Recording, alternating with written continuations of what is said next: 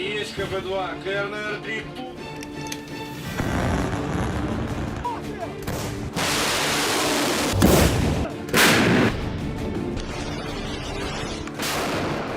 Начать экстренную запись.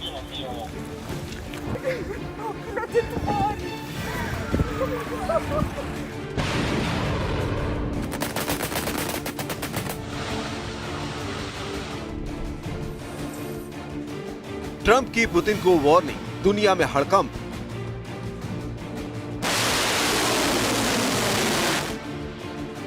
रूस को खत्म करने की सीधी धमकी। पुतिन को 10 से 12 दिन का अल्टीमेटम, क्या भड़कने वाली है विश्व युद्ध की चिंगारी?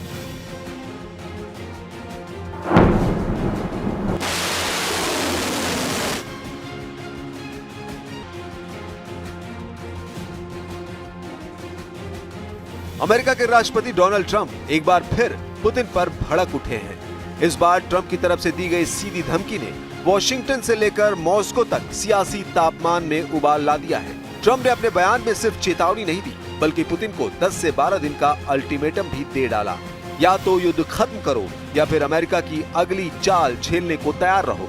खास बात यह कि डोनाल्ड ट्रंप ने पुतिन को यह धमकी उस वक्त दी जब वो ब्रिटेन के प्रधानमंत्री कीर स्टारमर के साथ बैठक में शामिल थे।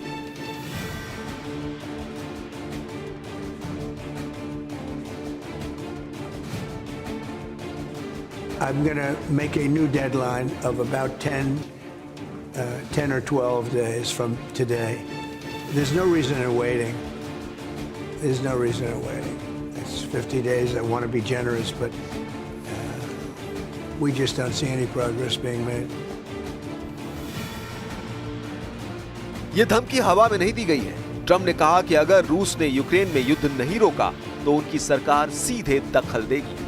ट्रंप के इस स्टेटमेंट के बाद नेटो कमांडर सेंटर में बैठकों की झड़ी लग गई है और व्हाइट हाउस की बैक चैनल डिप्लोमेसी एक्टिव हो गई है, क्योंकि ट्रंप की तरफ से साफ कहा गया है कि अगर इन 10 से 12 दिनों के भीतर कोई समझौता नहीं होता तो पुतिन को अमेरिका के सख्त एक्शन का सामना करना पड़ेगा।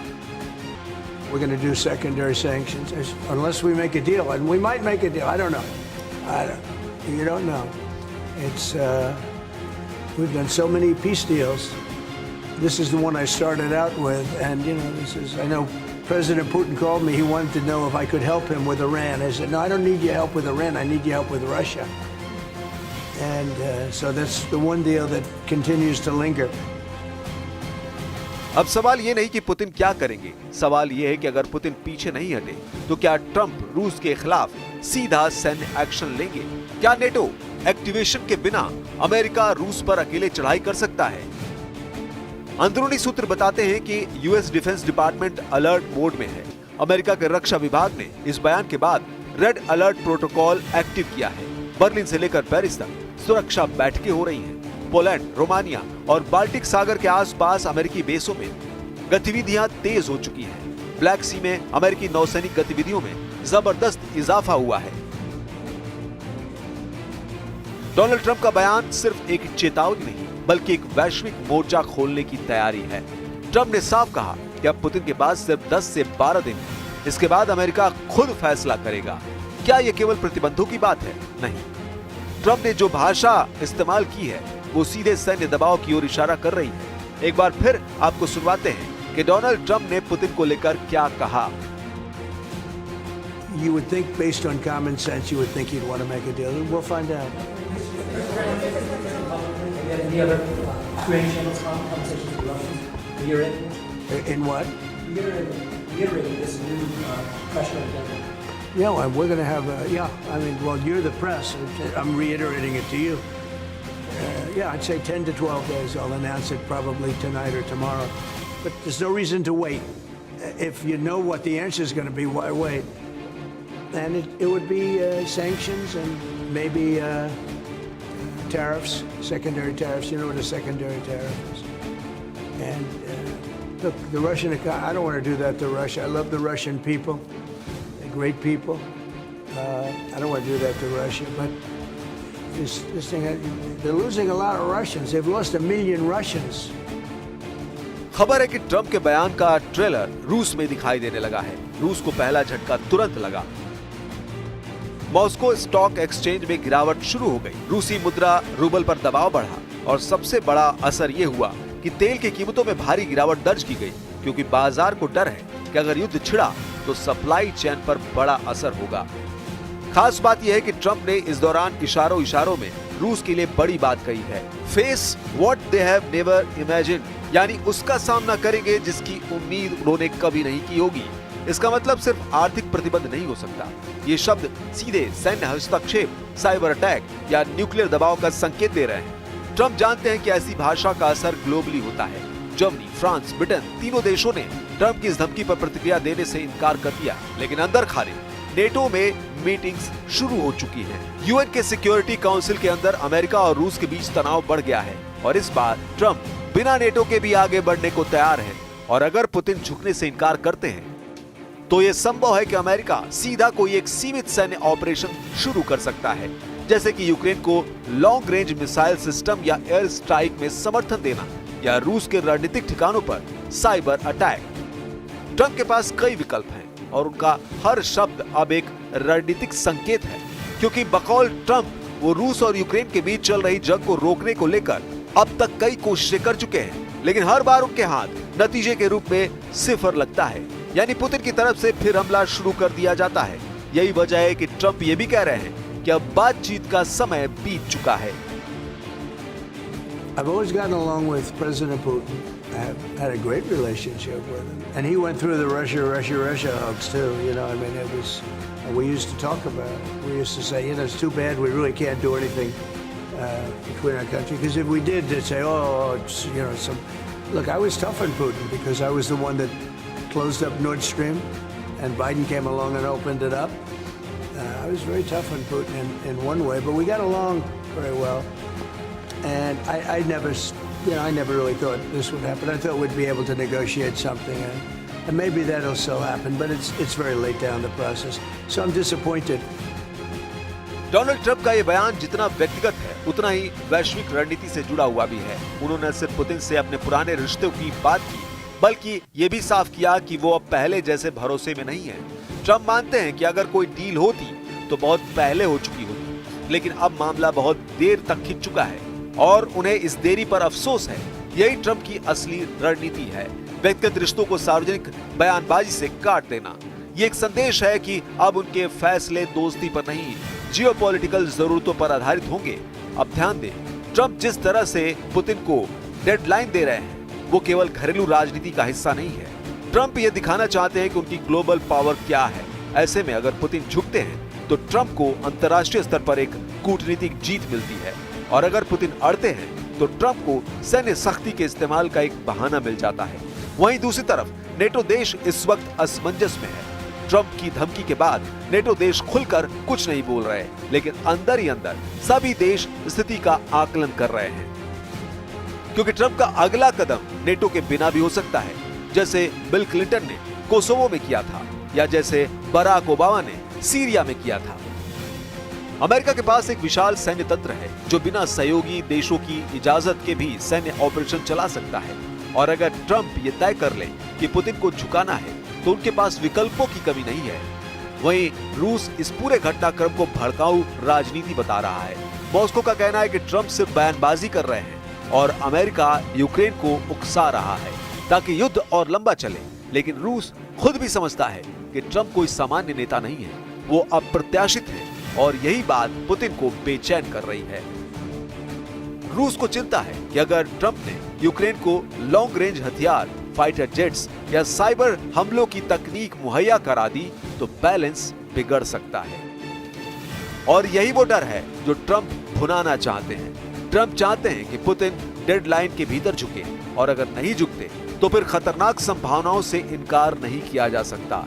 यही वजह है वॉशिंगटन से लेकर यूरोप के हर रक्षा मंत्रालय में एक ही सवाल गूंज रहा है, क्या ट्रंप सच में वर्ल्ड वॉर 3 की तरफ पहला कदम बढ़ा चुके हैं, या सिर्फ ये एक बड़े सौदे की शुरुआत है? You know, Russia could be so rich right now. Instead, they spend all their money on war.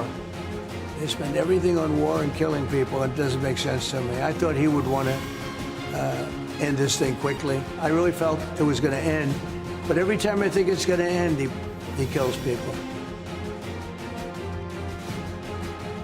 अब सबसे अहम सवाल यह है कि डोनाल्ड ट्रंप जिन सेकेंडरी सेक्शन की बात कर रहे हैं उनका मतलब क्या है। आमतौर पर जब कोई देश किसी तीसरे देश पर प्रतिबंध लगाता है तो वो सीधे तौर पर उस देश की कंपनियों, बैंकों या सरकार से लेन देन पर रोक लगाता है, लेकिन सेकेंडरी सेक्शन एक स्तर ऊपर की रणनीति होती है। ये उन देशों, कंपनियों या व्यक्तियों पर लागू होती है जो उस प्रतिबंधित देश से व्यापार कर रहे हों। यानी अगर अमेरिका रूस पर सेकेंडरी सेक्शन लागू करता है तो सिर्फ रूस नहीं बल्कि जो भी देश या कंपनी रूस से व्यापार करेगा वो भी अमेरिकी प्रतिबंधों की चपेट में आएगा। उदाहरण के लिए अगर चीन की कोई कंपनी रूस को ड्रोन या चिप्स सप्लाई कर रही है और अमेरिका उसे सेकेंडरी सेक्शन के दायरे में लाता है तो उस चीनी कंपनी के अमेरिका में बैंक अकाउंट फ्रीज हो सकते हैं, डॉलर में लेन देन रुक सकता है और अंतर्राष्ट्रीय व्यापार पर असर पड़ सकता है। अब जरा सोचे, अगर चीन या भारत जैसे देशों पर अमेरिका का आर्थिक दबाव आया तो रूस की तेल सप्लाई का पूरा मॉडल चरमरा जाएगा। रूस हर दिन समुद्र के रास्ते 3 मिलियन बैरल से ज्यादा तेल एक्सपोर्ट करता है और उसमें बड़ी हिस्सेदारी उन्हीं देशों की है जो ट्रंप के संभावित सेकेंडरी सेक्शन के रडार पर हैं। यही वजह है कि सेकेंडरी सेक्शन एक तरह से आर्थिक हथियार बन चुके हैं, क्योंकि ये सिर्फ दुश्मन देश को नहीं बल्कि उसके सहयोगियों को भी दबाव में लाते हैं। ट्रंप जानते हैं कि सीधे युद्ध से पहले ये सेकेंडरी सेक्शन एक बड़ा गेम चेंजर हो सकते हैं। उन्होंने अपने बयान में साफ कहा कि अगर समझौता नहीं हुआ तो पहले सेकेंडरी सेक्शन लगाए जाएंगे और अगर फिर भी हालात नहीं बदले तो सैन्य ऑपरेशन भी टेबल पर रहेगा। अमेरिका पहले भी ईरान और नॉर्थ कोरिया जैसे देशों पर इस रणनीति को आजमा चुका है, जहां चीन, तुर्की या यूरोप की कंपनियों को चेतावनी दी गई थी कि अगर उन्होंने उस देश से व्यापार किया तो उन्हें भी कीमत चुकानी होगी। इस बार फर्क यह है कि रूस की सप्लाई चेन पहले ही संकट में है। यूरोपीय यूनियन और अमेरिका की बड़ी कंपनियों ने रूस से पहले ही किनारा कर लिया है, लेकिन चीन, ईरान और कुछ सेंट्रल एशियाई देश अब भी रूस को हथियार, ड्रोन और इलेक्ट्रॉनिक पार्ट्स की आपूर्ति कर रहे हैं। ऐसे में अगर ट्रंप ने सेकेंडरी सैंक्शन लागू कर दिए तो इन सप्लायर्स की रीढ़ टूट सकती है।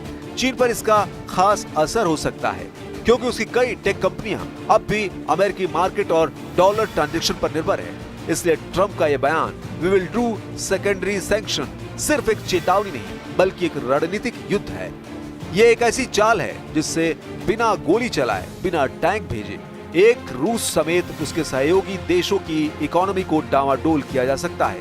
यही वजह है कि अब ट्रंप की धमकी का जवाब रूस के पूर्व राष्ट्रपति दिमित्री मेदवेदेव की तरफ से भी दिया गया है। मेदवेदेव ने एक्स हैंडल पर ट्रंप को टारगेट करते हुए लिखा, ट्रंप रूस के साथ अल्टीमेटम गेम खेल रहे हैं। 50 दिन या 10, उन्हें 2 बातें याद रखनी चाहिए।